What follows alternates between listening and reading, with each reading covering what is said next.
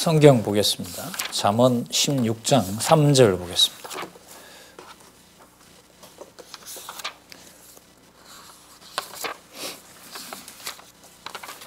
잠언 16장 3절부터 보겠습니다. 너희 행사를 여호와께 맡기라.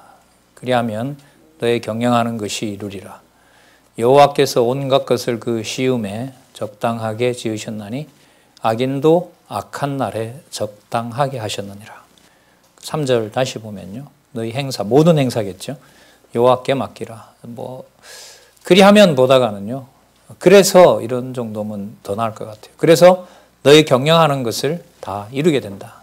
왜냐하면을 넣어도 될 것 같고. 왜냐하면 너의 경영한, 네가 계획하는 것이 전부 다 이루어지기 때문에 그렇다.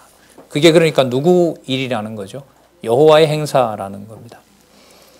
그러면서 4절에 바로 나오는 것이 바로 온갖 것을 그 시음에 적당하게 지으셨다고 얘기를 하시고 악인도 악한 날에 적당하게 하셨다는 거죠. 악인도 악한 날에 적당하게 된 예를 들어라 라고 하면 시편 3편에서부터 89편을 들면 돼요. 예를 하나 들면, 그리고 사단 예를 들어도 되죠. 그러니까 이 말씀은 뭐냐면 잠언을 이해할 때 욥기와 시편 내용이 필히 들어온다는 겁니다. 예. 그러니까 우리야 좀 어렵다고 하지만 하나님의 생각과 하나님 머릿속에 하나님이 머리를 가졌다는 말은 좀 무섭습니다만은 하나님께서 사건을 보고 계신 분은 창조와 심판이 같은 분이니까요. 그걸 우리 시간 순서를 따라서 우리들에게 이렇게 계시를 해 주신 거거든요. 그래서 앞으로 이 창세기부터 계시록까지가 전부 시간 역사에서 이루어진 일인데 우리가 보면 볼수록 위로 올라가서 창세전 여호와 하나님의 능력과 창세전 하나님의 존재로부터 시작하고 이게 꼭 연결이 되기 때문에 앞으로 그런 어떤 논의들도 시간의 비밀도 풀 수 있는 그런 것들을 앞으로 더 연구들이 진행됐으면 좋겠다 이런 생각이 듭니다. 얼마 전 강의를 하나 들었는데 시간이란 무엇인가? 우리나라에 가장 유명하다는 그 과학 철학자가 나왔어요. 젊은 사람인데 텔레비전에도 많이 나오고 하는 사람인데 시간이란 뭐냐라고 하는데 첫 마디가 모릅니다. 이렇게 시작합니다. 모릅니다. 그런데 1시간 동안 떠들어요. 뉴턴이 어떻고 아인슈타인이 어떻고. 근데 결론은 그들도 몰랐습니다. 이러는 거예요. 그러니까 모르는 것에 대한 곤혹스러움이 있는 거죠. 그렇죠. 좀 약간 셌습니다만은 악인의 문제까지 그 시간 역사에서 나타나는 우리가 봤을 때 소모적인 것까지 그 모든 것을 여호와 하나님께서 적당하게 하시려고 그렇게 하셨다는 겁니다. 이게 여호와의 주권성 찬양과 직결됩니다. 요절로 보면 악의 문제입니다. 악의 문제. 근데 우리는 이미 앞부분에 시편에서 119편인가요? 139편에서 살펴봤죠. 빛과 어둠이 일반이다라는 내용을 우리는 이미 살펴봤고요. 또 어떤 시도 봤습니까? 56편인가요? 하나님, 악인을 다 죽이지 마십시오. 다 죽이면 우리가 여호와 이름을 부르는 것을 잊어버립니다. 그러니까 악인을 살려주십시오. 그러니까 여호와께서 적당하게 쓰게 하신다는 것도 말이 나와요. 이게 시편에. 예. 자, 놀랍습니다. 주권성으로 가셔서 한번 보겠습니다. 4095에 구조는 그렇게 되어 있죠. 1장에서부터 6장까지 1장 1절에서부터 6절까지 서원적 진술인데요. 이 서원적 진술에 여러분 뭐가 나오냐면 지혜와 명철과 지식이 나옵니다. 자, 제가 여기다가 얘기를 했었죠. 잠언의 서원적 진술에 보면 지혜와 명철과 지식이 나오는데요. 그게 앞으로 진행될 지혜를 주관하시는 여호와, 왕가를 세우시는 여호와, 나라를 다스리시는 여호와, 여기에다가 제가 아까 명철이라고 했고 지식이라고 했어요. 자, 우리 개념 구조도를 가지고 계시면 잠시 한번 살펴보시면은요. 제가 소개를 드릴게요. 1장에도 보면 지혜라는 말이 물론 나오고요. 6장, 7장, 8장에 가면 지혜라는 개념들이 쏟아집니다. 그리고 8장에 가면 그 지혜는 하늘에 있는 하나님, 그러니까 여호와 하나님이 아닌 메시아, 아들 이렇게 들어가게 됩니다. 이게 8장에 가면 나와요. 그러니까 지혜는 그러면 어디에 속한 거죠? 창세 전에 속한 거예요. 천지와 만물을 주관하시는 분이에요. 그러니까 우리 그림으로 보면 여러분 지혜는 뭐와 관계되냐면 여호와의 언약과 성취 섭리도 가운데 제일 바깥 그림이에요. 여호와의 언약과 성취 섭리도. 저게 여러분 지혜입니다. 처음에 저는 이게 참 독특한 사상이다. 박용기 목사님의 이걸 하면서 무식해서 그런 말밖에 못했죠. 본문에 들어가서 제가 강론집을 공부하고 내용으로 봤을 때 지혜라는 개념을 만들어낸 개념이 아니라 성경에 근거를 둔 해설이구나. 자, 그 다음에 여러분 잠언 10장과 11장에 보면 명철을 가르침, 명철을 가르침, 명철을 가르침 이렇게 나옵니다. 잠언 10장과 11장에 가장 많이 나타나는 낱말이 명철입니다. 그러면 여기서부터 10장에서부터 무슨 개념 중심으로 전개된다는 거죠? 명철로 시작을 합니다. 명철로 연관이 많이 됩니다. 자, 그 다음에 22장 17절부터 31장까지는 여러분 그 24장에 가면 지혜와 지식이라는 말씀이 나오고요. 28장에 가면 명철과 지식이 나옵니다. 자, 이게 뭐냐 하면 너무 끼워 맞춘다. 어쩔 수 없어요. 저는 이렇게 끼워 맞춰야 이해가 됩니다. 자, 지혜와 명철을 합해서 지혜와 명철 다음에 지식으로 이렇게 구성이 되어 있어요. 이거는 제가 앞으로 발표할 겁니다. 이거 학교에 가서요. 믿든 안 믿든. 왜냐하면 지금 가장 엉망인 주석 중에 하나가 여러분 이 잠언이거든요. 이거 제가 신학교 갔는데요. 평상시에는 이제 수업을 하니까 성경 볼 시간이 없다고 수련을 하는 거예요. 2박 3일을. 수련을 하면서 이제 구약학 교수가 나와서 이제 강의를 하는, 특강을 하는데 유인물을 하나 내주는 거예요.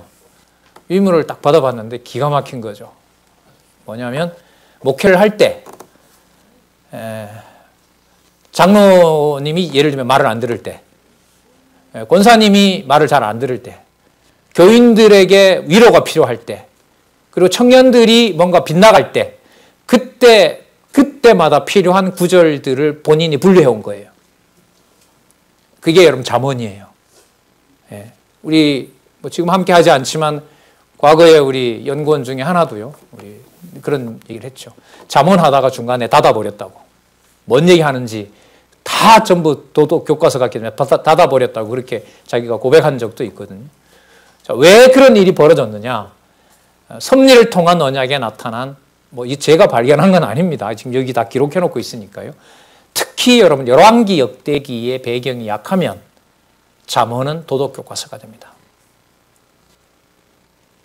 그러니까 솔로몬을 통하여 기록하도록 했는데 그 모든 소재는 열왕기와 역대기, 특히 열왕기에 나타난 모든 사건들, 특히 한 나라가 갈라지잖아요. 북쪽 이스라엘과 남쪽 유다로 갈라지는 내용, 그 내용을 바탕으로 섭리를 통한 언약에 바탕을 두고 잠언에 들어갔어야 되는데 안 그러다 보니까 그게 전부 세상 사람들이 사는 얘기가 되어버리는 겁니다.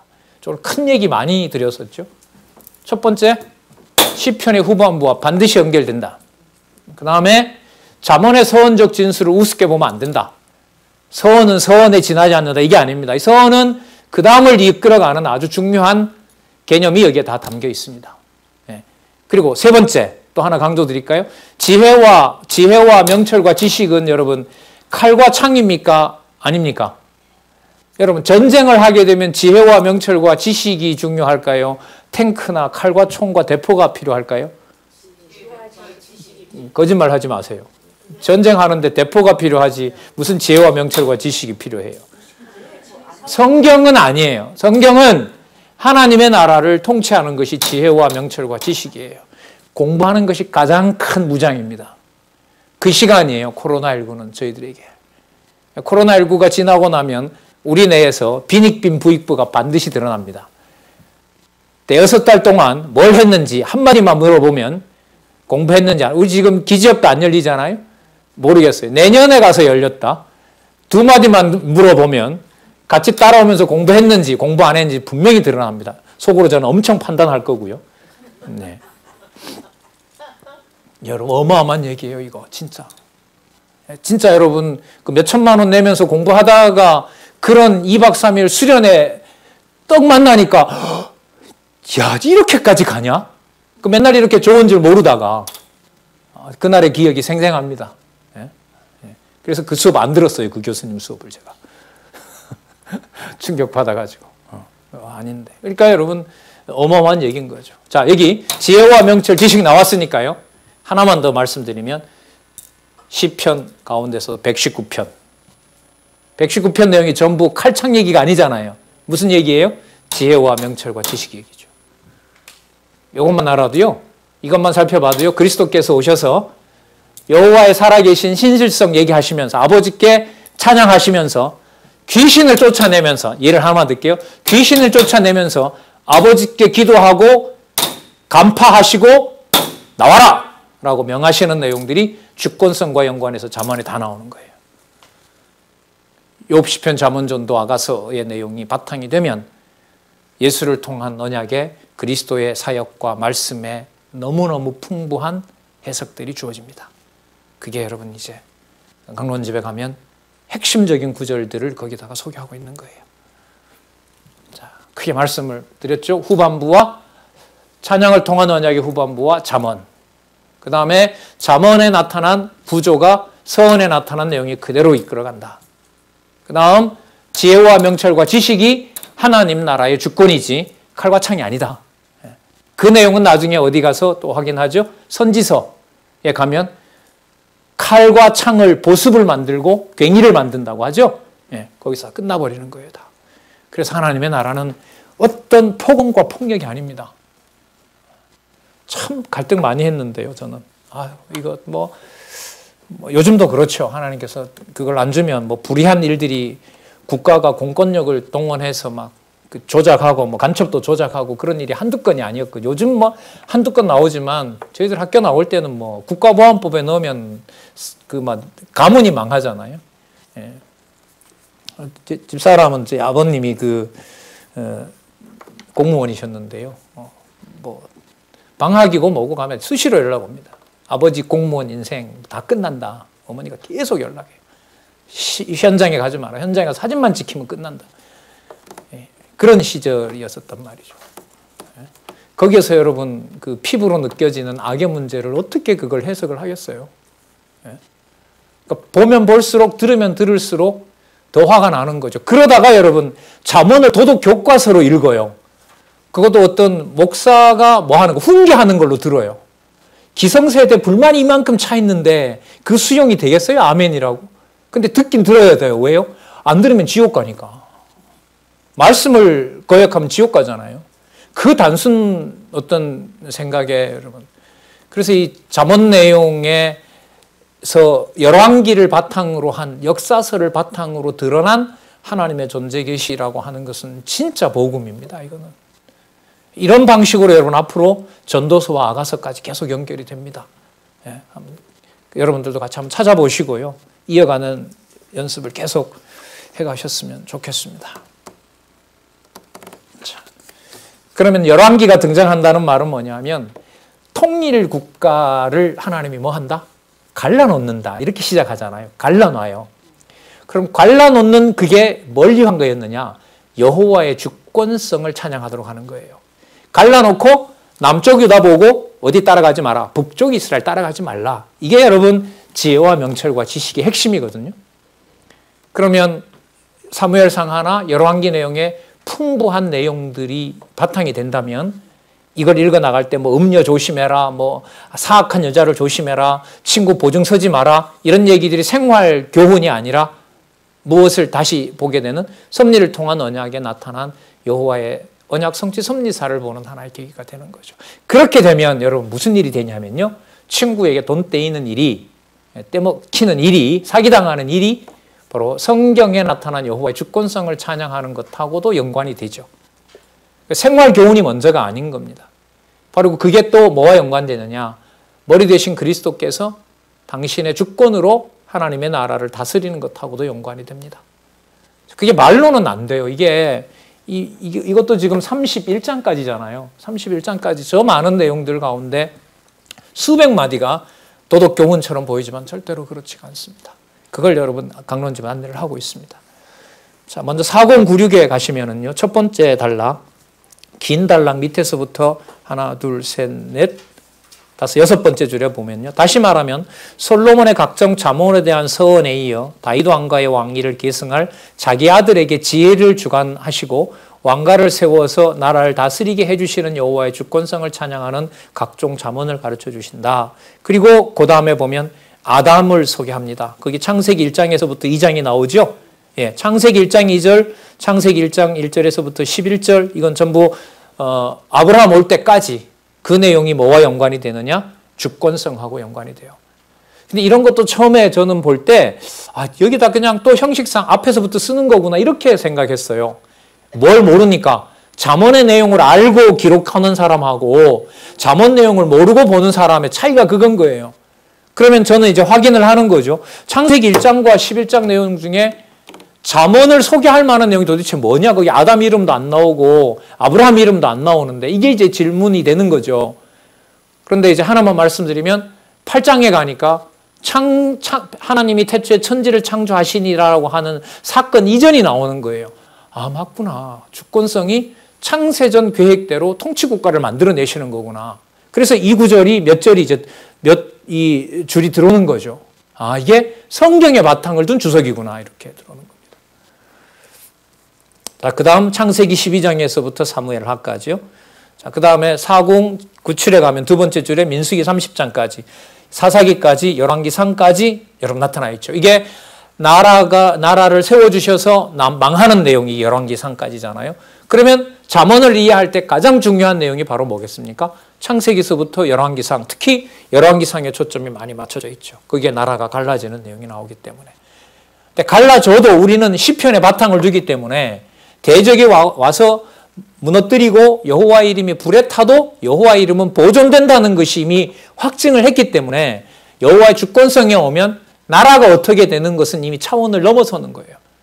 넘어서고 여호와의 통치자를 어떻게 분리해내느냐. 그래서 좀 미리 하나 또 서론을 또 하나 말씀드리면, 여러분 개론 구조 펴놓고 보면 여러분 딱 확인이 드러납니다. 지혜를 주관하시는 여호와 다음에요, 왕가를 세우시는 여호와에 가면 악한 자와 선한 자, 의인과 불의한 자, 이분법을 나눠버립니다. 이분법으로 왕가를 제대로 세우는 자가 누군지를 나눠버려요. 그러니까 지혜가 있어야 뭐를 나눠요? 의인과 악인을 나눈다는 거예요. 그러니까 다르게 말하면 지혜의 창세전 지혜에 따라서 의인과 악인을 나누어 주셔야 뭐가 선다? 나라가 서잖아요. 나라를 같이 세우는 줄 알았는데 누구를 분리해버려요? 북쪽을 분리해버리잖아요. 그게 악인이잖아요. 근데 그 악인의 규모가 크니까 의인이 따라가려고 한단 말이죠. 못 따라가도록 가지 말라고 하는 거예요. 그게 여러분 여기 보면 명철, 선과 악을 나누세요. 여기서 선한 자와 악한 자를 나눠요. 그런데 9장 아까 3절에 4절에 벌써 뭐가 나왔죠? 악한 자를 적당하게 했다는 내용이 이미 여기 나와요. 그러니까 악인이 나타나는 것이 나쁜 것이 아니라 뭐 한다? 적당하게 하려고 하나님이 하시는 거구나. 이렇게 연결이 되는 거예요. 이런 여러분 잠언을 도덕 교과서로 분류를 해놓으니 뭐 하나님 그렇게 하신 거죠. 서구 방식이 그랬고요. 서구의 주석 방식이 그랬던 거예요. 야, 어떻게 이 일을 여러분 우리 관통을 할 수가 있었는지. 자, 그 다음에 선한 자에게 뭘 주시는 거죠? 지식을 주세요. 이렇게 연결이 돼요. 하늘에 속한 지혜로 선한 자와 악한 자가 누군지를 구분하고요. 골라낸 선한 자에게 뭘 주세요? 지식을 주세요. 다 안 줘요. 이렇게 연결이 돼요. 자, 그 선한 자에게 지식을 줬는데 그 지식을 가지고 똑바로 안 쓰면 전도서 앞부분이 돼요. 다 무익한 게 돼요. 그럼 받은 지식을 가지고 똑바로 쓰면 어디로 올라가요? 하늘로 올라가요. 지혜로 속하는 거예요. 그러면 그게 바로 영원한 행사로 가요. 이렇게 착착착 연결돼서 계단식으로. 다른 구조도 구조인데 이 시편 구조가 전체 구조 말이에요. 이건 진짜 놀라운 부분이 한두 가지가 아니에요. 4098에 가시면 메시아 언약과 관련된 부분 잠시 보겠습니다. 4098에 두 번째 절에 장차 이루어질 예언의 말씀이 바로 그 근거이다. 구약에 나타난 여호와의 섭리는 첫 아담에게 주신 실체적인 3대 언약, 자손 땅 통치 언약이죠. 통치와 연관이 가장 깊은 것이 시편 5편 중에 뭐예요? 주권성이에요. 통치와 관련해서.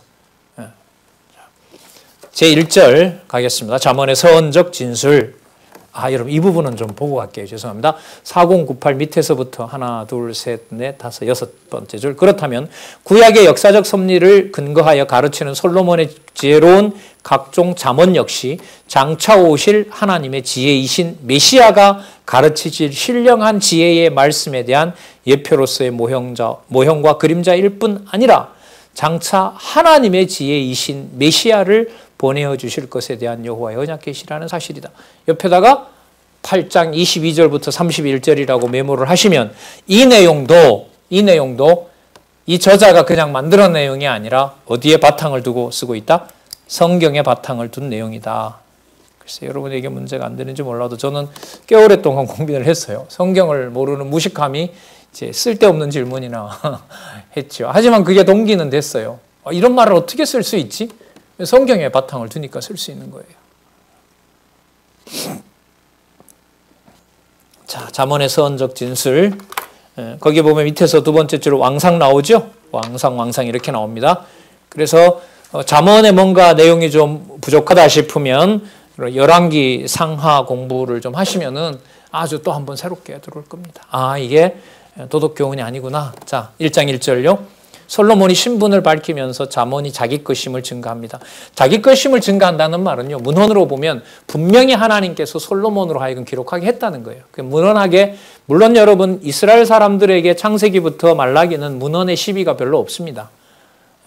그걸 조작했다는 얘기 요즘 간간히 나와도요, 거의 변동이 없어요. 오히려 자유주의학자들이 구약을 공격하는 건 뭐냐면 모세가 독자적으로 쓴 게 아니라 옆에 거 보고 썼다. 좀 참조했다. 그리고 바벨론에 포로로 갔다 오면서 바벨론 거 좀 가져왔다. 페르시아의 지배를 받으면서 가짜 좀 섞었다. 헬라 사상이 좀 개입했다. 이런 정도지 문헌으로 보면 여러분 완벽한 책입니다. 구약은 시비가 없어요. 단일 민족이 보존해 오다 보니까. 근데 신약 같은 경우에는 한 7, 8개 빼고 전부 다 저자가 없고 다 그때마다 누가 쓴지도 모르는 문헌에 불과하다. 잡지다. 이렇게 이제 막 가고 있는 거죠. 자, 그 시대에 여러분이 폭탄처럼 언약과 성취 섭리 사이에 성경 신학이 이렇게 드러난 버린 겁니다. 자, 다윗의 아들 솔로몬의 왕, 예루살렘 이스라엘 왕 솔로몬의 잠언이라. 솔로몬의 잠언을 좀 더 풀면 솔로몬이 어떤 잠언이냐? 참 왕은 내가 아니라 여호와이시고 그분이 주권을 가지고 있다는 것에 대한 잠언입니다. 그 잠언이라는 말은 뭐냐? 밑에 보세요. 마샬이라는 말은 우월성, 격언, 속담 이런 뜻이잖아요. 우리로 말하면 속담, 격언이라고 말하는데 여러분 그러다 보니까 이걸 뭘로 놓는 거예요? 속담이나 격언 수준으로 놓는 거예요. 성경을. 오히려 그 말보다는 우월성이 더 낫는 거예요. 어떤 우월성요? 솔로몬에게 준 지혜와 비교할 수 없는 훨씬 우월한 여호와의 통치 스타일. 이렇게 보면 훨씬 더 나은 거죠.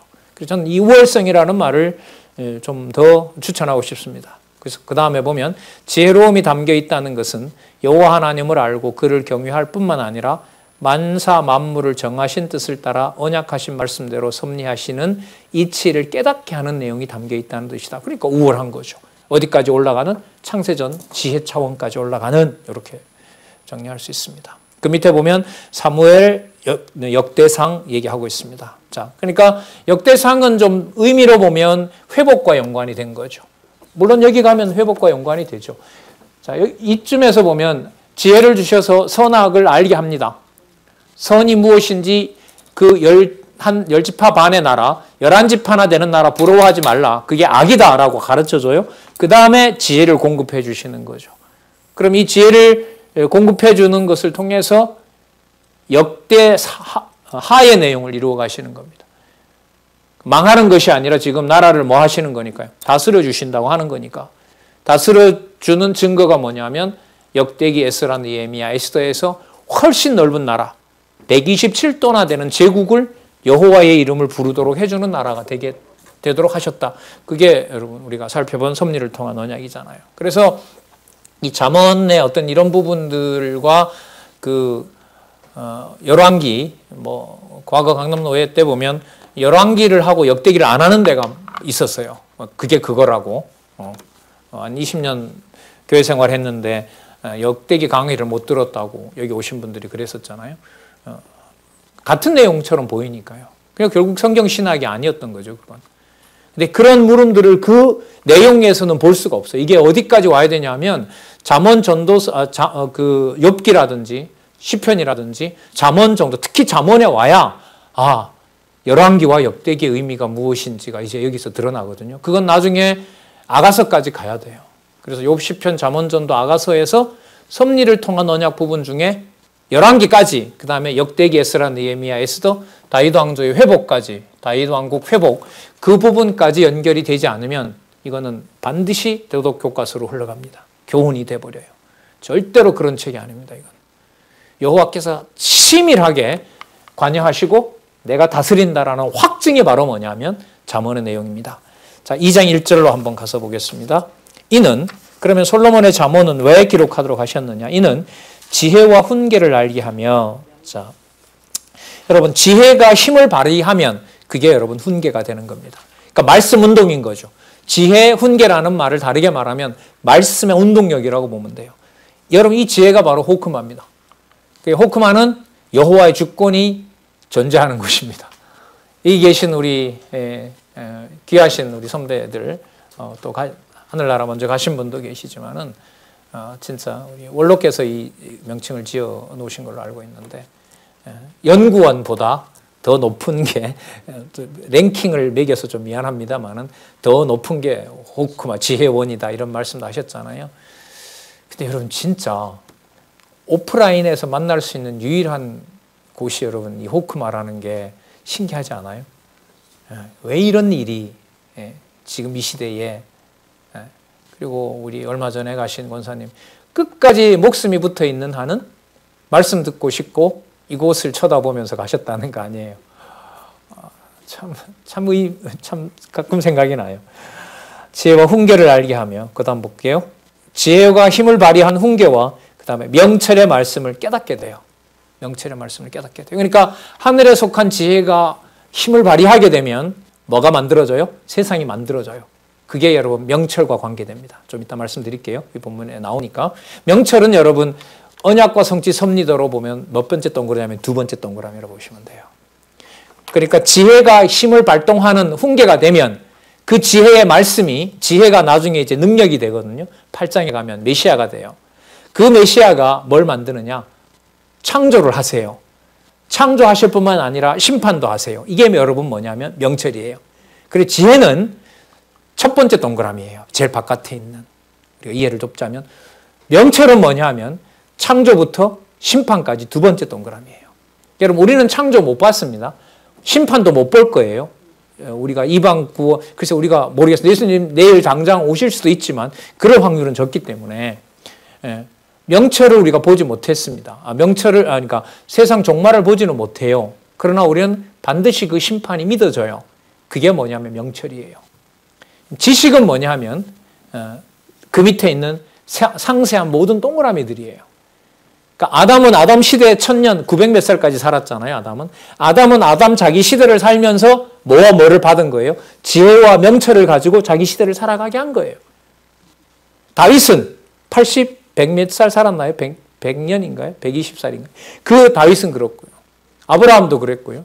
우리는 우리대로. 그리스도는 30년 사는 것에 갇히지는 않습니다. 이건 좀 다르게 봐야 돼요. 그리스도의 33년은, 공생의 3년은 시간에 묶이지 않는 분이에요. 그는 창조에도 관여하셨고 심판에도 관여하셨기 때문에, 그래서 복음서에 나타난 기록을 시간에다 가두면 안 돼요. 나사렛 예수의 행적이다 여기에다만 가둘 수가 없는 거예요. 그렇다고 또 붕 떠서도 안 되지만은 우리는 우리 시대에 주신 70년 80년 삶을 살다가 가는 거죠. 뭘 받으면서? 지혜와 명철을 공급받으면서. 그러면 지혜는 제일 바깥 그림이고 명철은 창조부터 심판까지 온 우주 만물을 뭐하는, 하나님 살아계신 것을 파악하는 능력, 지혜로 공급받는 거, 그거 뭐라 부르냐면 그걸 명철이라 그래요. 우리 교회 학생들 지혜도 있고 명철이도 있잖아요. 이 이름 참 욕심을 많이 내신 것 같아요.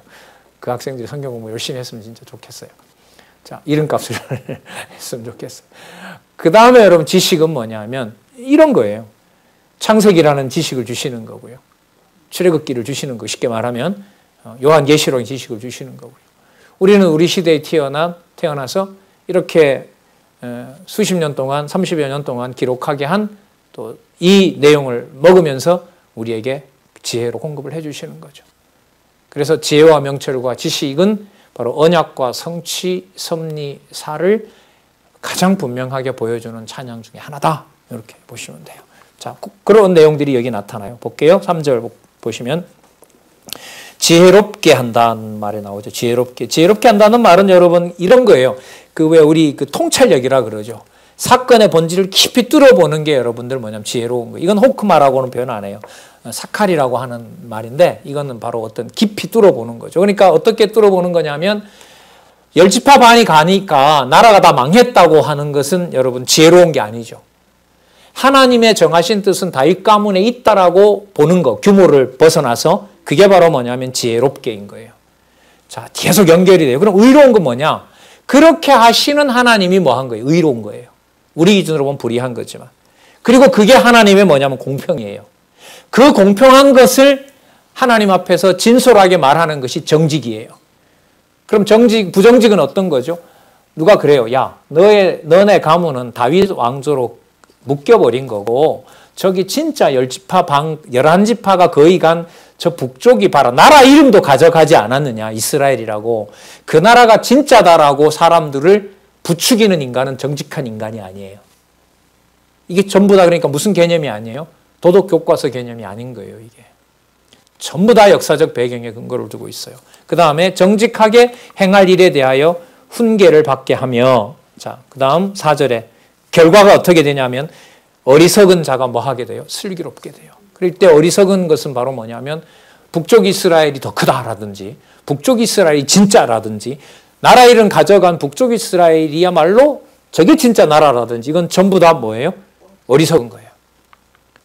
자, 그 다음에 그런 어리석은 자로 뭐 하게 하며 슬기롭게 하며 그래서 여러분 이 배경으로 보면 솔로몬이 얘기하면 이걸 지금 르호보암이 듣거든요. 편지 구성으로 보면 31장까지 있으니까 30번 이상 물었다고 보면 돼요.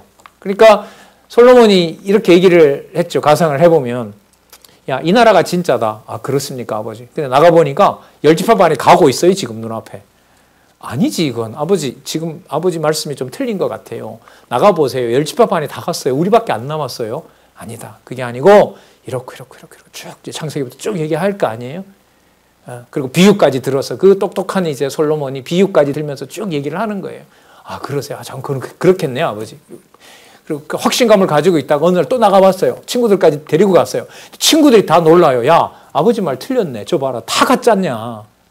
저들도 가서 사마리아다 성전도 짓고 제사장도 뽑았고 우리와 별반 다른 게 없지 않느냐. 말이 명색이 여기가 성전인데 제사장도 또 지금 동요하고 있지 않느냐. 또 쫓아오는 거예요.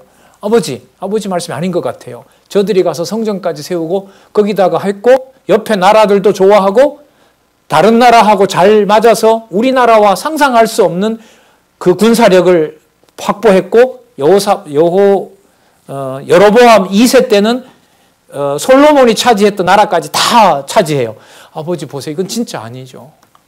우리 이렇게 자꾸 쪼그라들고 있는데 저쪽 나라는 옛날 영토까지 아버지의 아버지, 그러니까 할아버지가 정복했던 땅까지 다 점령했다고 합니다. 아버지 얘기가 틀리잖아요. 또 얘기합니다. 그게 아니고 저게 저렇게 가지만 저 나라가 반드시 망하게 된다. 그리고 지금 네가 말하는 그 입술은 하나님이 지켜줘야 되고 어머니가 여러분 누구냐면 그 솔로몬의 어머니가 누구죠? 밧세바잖아요. 그래서 이게 현숙한 여인이 나와요. 그리고 부모의 그 지식 얘기가 여기 많이 나오거든요. 너희 할머니, 나의 어머니가 얘기했던 대로 반드시 이 나라는 망하지 않는다. 아, 그렇습니까? 알겠습니다. 나가보니 완전히 끝나버린 거예요. 북쪽 이스라엘이 쳐들어와요. 엄청난 군대를 가지고. 아버지 거짓말이잖아요. 저들이 우리를 지금 집어삼키려고 왔고 우리나라 병사는 얼마 되지 않는데 아버지 빨리 싸움 준비해야 되잖아요. 아니, 여호와를 경외하는 것이 지식의 근본이야. 쭉 더 설명을 해요. 이게 여러분 무려 몇 번이나 30번이나 반복됐다고 보시면 돼요. 장으로 보면 30번 이상이죠. 왜? 장 속에 들어가면 또 나눠지니까. 100여 번, 수백 번 좀 과장된 것 같네. 뭐 100여 차례 이상 똑같은 질문에 대해서 솔로몬이 대답한 거예요. 아니, 지혜가 없어서 그렇다. 우주 만물과 창조는 심판은 정해져 있다. 저들이 강하게 보이냐? 아니다. 저 망한다, 저 나라. 아, 그렇습니까, 아버지? 아, 아닌 것 같은데요. 맞다. 아닌 것 같은데요. 맞다. 아닌 것 같은데요. 맞다.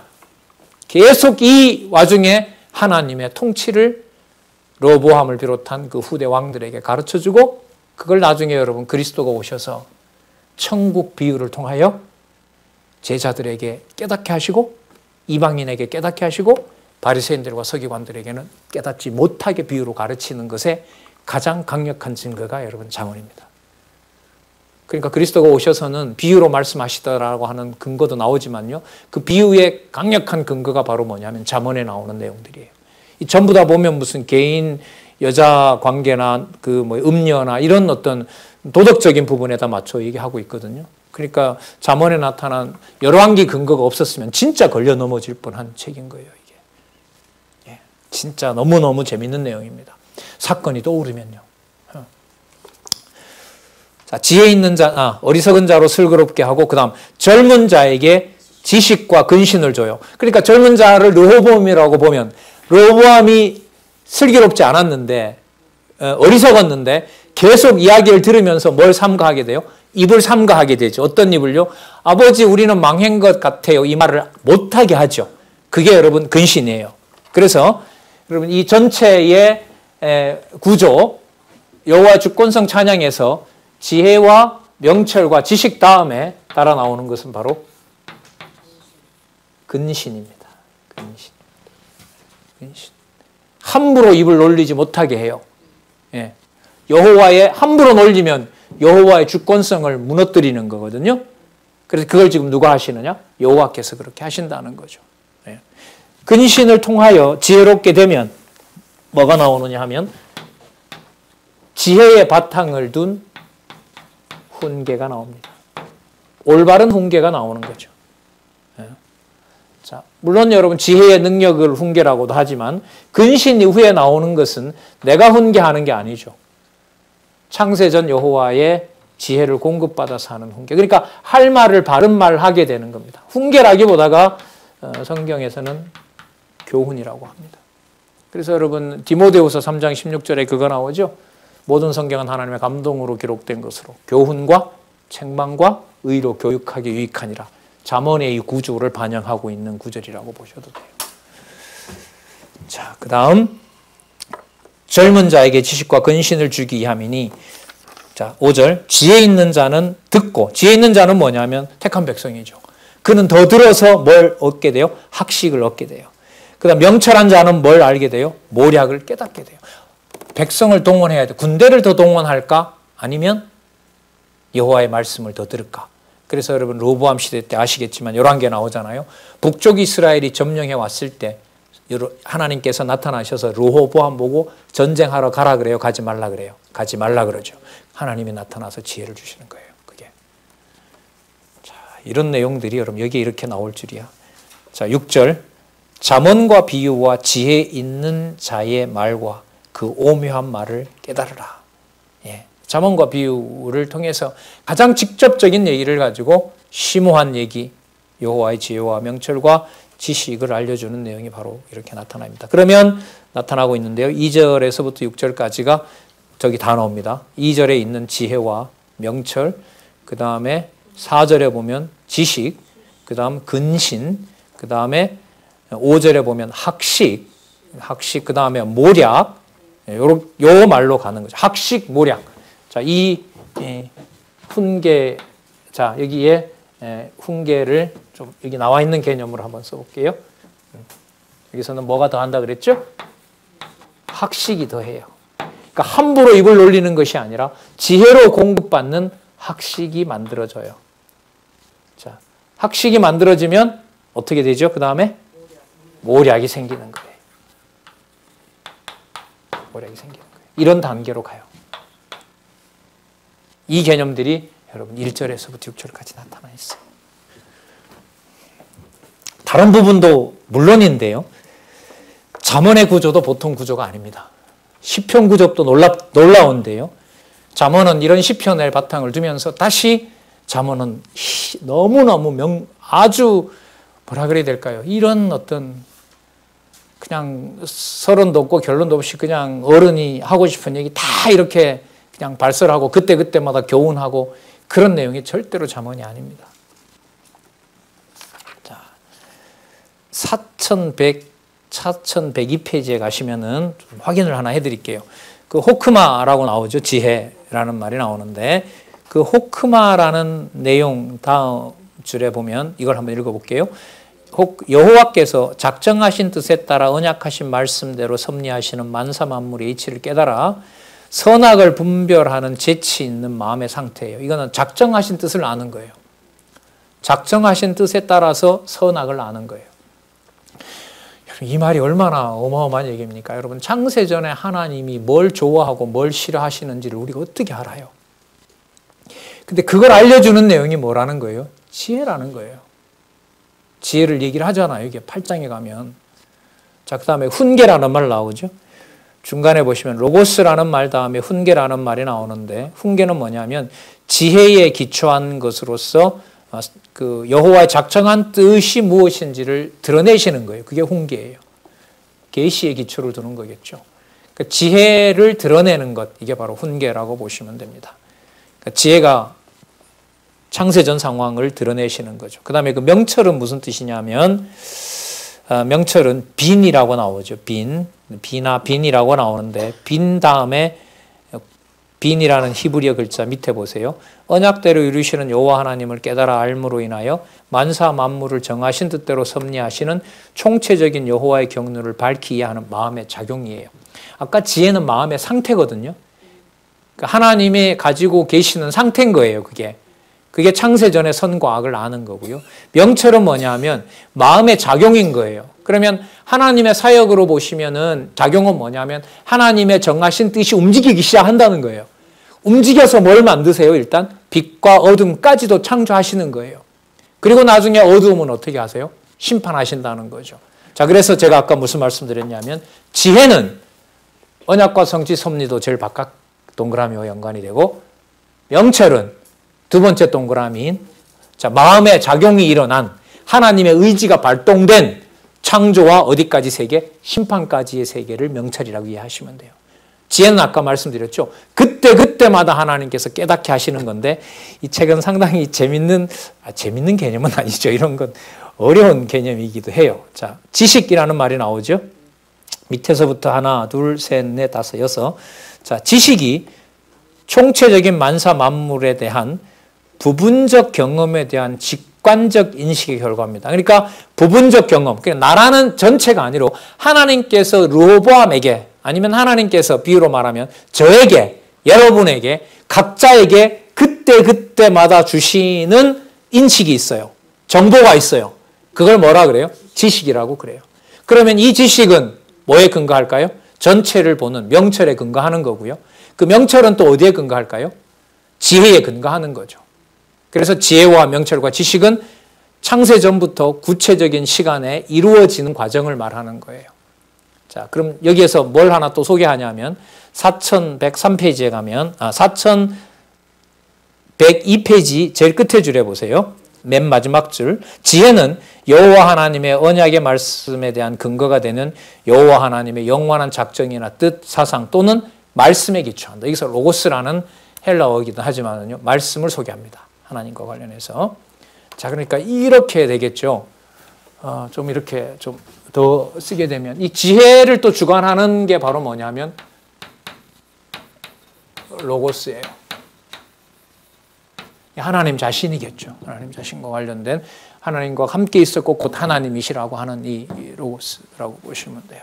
자, 이 로고스 창세전 상황에서 여러분 뭐가 이루어지냐면 이랬을까요? 제일 바깥 그림 있죠. 영원한 언약 성취가 여기서 이루어져요. 그러니까 여기서 창조할 것에 대한 뭐예요? 모든 언약과 성취가 이루어지는 거죠. 시간으로 보면 이제 언약과 성취로 되는 거니까. 그래서 여기에 따라서 하나님께서 뭘 주시는 거죠? 지혜를 주시는 거예요.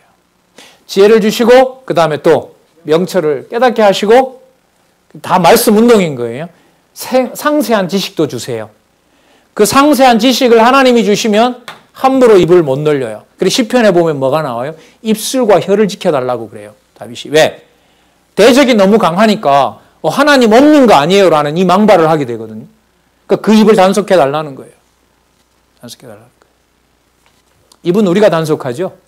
맘만 먹으면 입술 놀릴 수 있죠? 시설장님 잘 안 되시더라고.